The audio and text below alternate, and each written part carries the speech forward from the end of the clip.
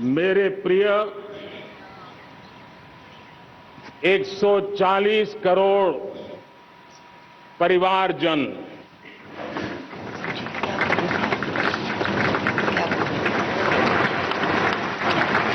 दुनिया का सबसे बड़ा लोकतंत्र और अब बहुत लोगों का अभिप्राय है कि जनसंख्या की दृष्टि से भी हम विश्व में नंबर 1 पर है। इतना बड़ा विशाल देश,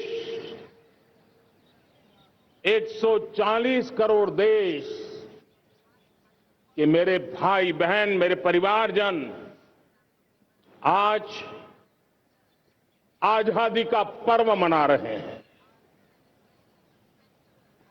मैं देश के कोटि कोटि जनों को, देश और दुनिया में भारत को प्यार करने वाले, भारत का सम्मान करने वाले, भारत का गौरव करने वाले कोटि कोटि जनों को आजादी के इस महान पवित्र पर्व की अनेक अनेक शुभकामनाएं देता हूं। मेरे प्यारे परिवारजन, पूज्य बापू के नेतृत्व में असहयोग का आंदोलन, सत्याग्रह की मूवमेंट और भगत सिंह, सुखदेव, राजगुरु जैसे अनगिनत वीरों का बलिदान, उस पीढ़ी में शायद ही कोई व्यक्ति होगा जिसने देश की आजादी में अपना योगदान न दिया हो। मैं आज देश की आजादी के जंग में जिन जिन ने योगदान दिया है, बलिदान दिए हैं, त्याग किया है, तपस्या की है, उन सबको आदरपूर्वक नमन करता हूं, उनका अभिनंदन करता हूं। आज 15 अगस्त महान क्रांतिकारी और अध्यात्म जीवन के ऋषितुल्य प्रणेता श्री अरबिंदो की 150वीं जयंती पूर्ण हो रही है। ये वर्ष स्वामी दयानंद सरस्वती के 150वीं जयंती का वर्ष है। ये वर्ष रानी दुर्गावती के 500वीं जन्मशती का बहुत ही पवित्र अवसर है, जो पूरा देश बड़े धामधूम से मनाने वाला है। ये वर्ष मीराबाई, भक्ति योग की सिरमौर मीराबाई के 525 वर्ष का भी ये पावन पर्व है। ये बार जो 26 जनवरी हम मनाएंगे वो हमारे गणतंत्र दिवस की 75वीं वर्षगांठ होगी। अनेक प्रकार से अनेक अवसर, अनेक संभावनाएं राष्ट्र निर्माण में जुटे रहने के लिए पल पल नई प्रेरणा, पल पल नई चेतना, पल पल सपने, पल पल संकल्प, शायद इससे बड़ा कोई अवसर नहीं हो सकता। मेरे प्यारे परिवारजन, इस बार प्राकृतिक आपदा ने देश के अनेक हिस्सों में अकल्पनीय संकट पैदा किए। जिन परिवारों ने इस संकट में सहन किया है, मैं उन सभी परिवारजनों के प्रति अपनी संवेदना प्रकट करता हूं और राज्य केंद्र सरकार मिलकर के उन सभी संकटों से जल्दी से मुक्त होकर के फिर तेज गति से आगे बढ़ेंगे, ये मैं विश्वास दिलाता हूं। मेरे प्यारे परिवारजनों, पिछले कुछ सप्ताह नॉर्थ ईस्ट में, विशेषकर मणिपुर में और हिंदुस्तान के भी अन्य कुछ भागों में, लेकिन विशेषकर मणिपुर में जो हिंसा का दौर चला, कई लोगों को अपना जीवन खोना पड़ा, मां बेटियों के सम्मान के साथ खिलवाड़ हुआ। लेकिन कुछ दिनों से लगातार शांति की खबरें आ रही हैं। देश मणिपुर के लोगों के साथ है।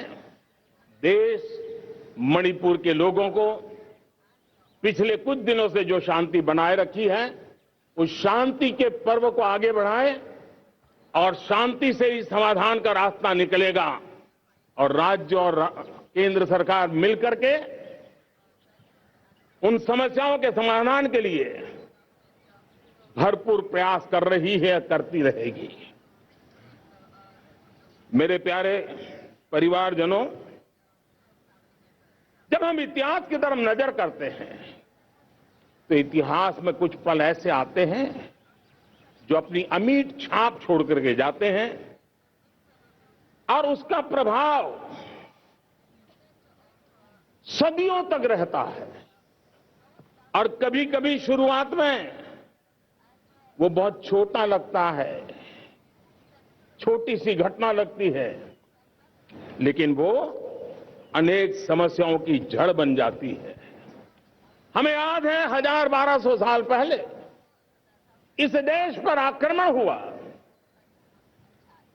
एक छोटे से राज्य के छोटे से राजा का पराजय हुआ, लेकिन तब पता तक नहीं था कि एक घटना भारत को 1000 साल की गुलामी में फंसा देगी। और हम गुलामी में जकड़ते गए, जो आया लूटता गया, जो जिसका मन चाहा हम पे आके सवार हो गया। कैसा विपरीत काल रहा होगा वो 1000 साल का। मेरे प्यारे परिवारजनों, घटना छोटी क्यों ना हो, लेकिन 1000 साल तक प्रभाव छोड़ के रही है। लेकिन मैं आज इस बात का जिक्र इसलिए करना चाहता हूं कि भारत के वीरों ने इस कालखंड में कोई भूभाग ऐसा नहीं था, कोई समय ऐसा नहीं था जब उन्होंने देश की आजादी के लौ को गलता न रखा हो, बलिदान की परंपरा न बनाई हो। मां भारती बेड़ियों से मुक्त होने के लिए उठ खड़ी हुई थी, जंजीरों को झकझोर रही थी और देश की नारी शक्ति, देश की युवा शक्ति, देश के किसान, देश के गांव के लोग, मजदूर, कोई हिंदुस्तानी ऐसा नहीं था जो आजादी के सपने को लेकर के जीता न हो।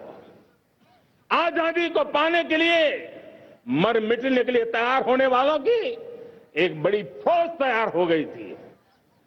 जेलों में जवानी खपाने वाले अनेक महापुरुष हमारे देश की आजादी को, इन गुलामी की बेड़ियों को तोड़ने के लिए लगे हुए थे। मेरे प्यारे परिवारजनों, जन चेतना का वो व्यापक रूप, त्याग और तपस्या का वो व्यापक रूप, जन जन के अंदर एक नए विश्वास जगाने वाला वो पल आखिरकार 1947 में देश आजाद हुआ। 1000 साल की गुलामी में संजोए हुए सपने देशवासी पूरे करते हुए देखे। साथियों, मैं 1000 साल पहले की बात इसलिए कह रहा हूं, मैं देख रहा हूं फिर एक बार देश के सामने एक मौका आया है। इस ऐसे कालखंड में हम जी रहे हैं, ऐसे कालखंड में हमने प्रवेश किया है और यह हमारा सौभाग्य है कि भारत के ऐसे अमृत काल में, यह अमृत काल का पहला वर्ष है, या तो हम जवानी में जी रहे हैं या हम मां भारती की गोद में जन्म ले चुके हैं।